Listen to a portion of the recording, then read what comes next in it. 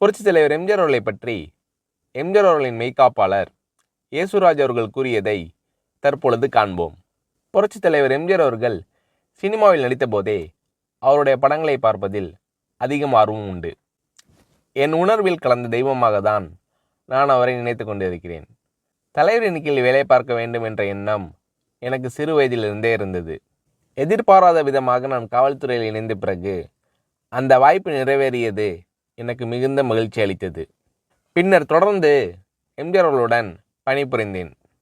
எப்பொழுதும் நானும் எனது நண்பர் தேவராஜ் என்ற ஊழியரும் முதலமைச்சர் எம்ஜிஆர் அவர்களின் நுழைவு வாயிலில் காத்து கொண்டிருக்கும் போது தலைவர் அவர்கள் வந்தவுடன் என்னை பார்த்ததும் பொன்முறுவல் செய்து எங்களை கடந்து செல்வார். இந்த நிலையில் 1984 பிரதமர் இந்திரா காந்தி அவர்களை சுட்டபோது தமிழ்நாடு அரசில் ஒரு வருடத்திற்கு மேல் பணிபுரிந்த பாதுகாவலர்களை நீக்கம் செய்ய வலியுறுத்தி மத்திய அரசு ஆணை வெளியிட்டது. அப்போது என்னை தவிர மற்றவர்களை மட்டும் நீக்கம் செய்யுமாறு எம்ஜிஆர் அவர்கள் கூறினார். ஆனால் எனது காவல் அதிகாரி தலைமை அலுவலகத்திற்கு என்னை அனுப்பிவிட்டார். மறுநாள் என்னை தேடி ஜீப்பில் வந்த அதிகாரி ஒருவர் புரட்சித் தலைவர் எம்ஜிஆர் அவர்கள் என்னை 1 மணி நேரத்திற்குள் உடனடியாக அலுவலகத்திற்கு வந்து சந்திக்க சொன்னதாக கூறினார். நான் சென்று புரட்சித் தலைவர் எம்ஜிஆர் அவர்களை சந்தித்த போது மீண்டும் அவரது நுழைவு வாயிலில் காவலனாக என்னை பணியில் அமர்த்தினார். தலைவர் மீது நான் கொண்ட அன்பும் அவர் என் மீது கொண்ட அன்பும் மிக ஆழமானது. மனிதநேயமிக்க தலைவராக அவர் ஆற்றிய பணிகள் மறக்க இயலாது. இவர் போன்ற தலைவரிடம் பணியாற்றியது எங்களுக்கு மிகப்பெரிய பாக்கியம்.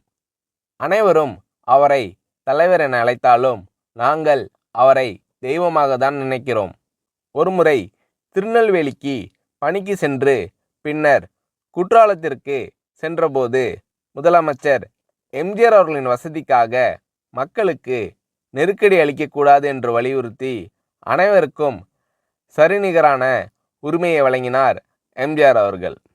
1979 இறுதி வரை நான் தலைவரிடம் பணியாற்றினேன். அவர் எங்களை மிகவும் நேசித்தார். நாங்களும் அவரை தெய்வமாகவே வழிபட்டோம். இதேபோல் பணியாளர்களுக்கு வழங்கப்படும் உணவை தான் தானும் வாங்கி உண்ணக்கூடிய இயல்பு கொண்டவராக தலைவர் இருந்தார். தலைவருடன் புகைப்படம் எடுத்துக்கொள்ளும் போதும் தலைவர் யாரையும் புறக்கணித்தது இல்லை.